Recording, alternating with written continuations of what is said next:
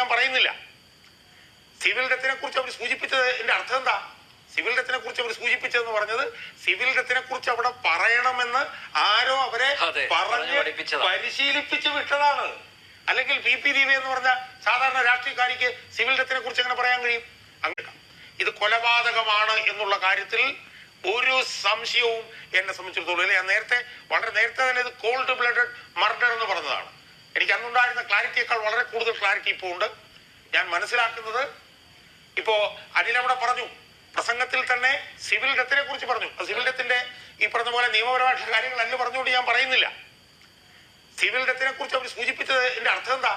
Civil ഡെത്തിനെ കുറിച്ച് അവർ സൂചിപ്പിച്ചതെന്ന് പറഞ്ഞത് civil ഡെത്തിനെ കുറിച്ച് അവിടെ പറയണമെന്ന് ആരോ അവരെ പറഞ്ഞ് പരിശീലിപ്പിച്ച് വിട്ടതാണ്. ഇത് കൊലപാതകമാണ് എന്നുള്ള കാര്യത്തിൽ ഒരു സംശയവും എന്നെ സംബന്ധിച്ചിടത്തോളം. രഹസ്യങ്ങളുടെ ഭണ്ഡാര നവീൻ ബാബു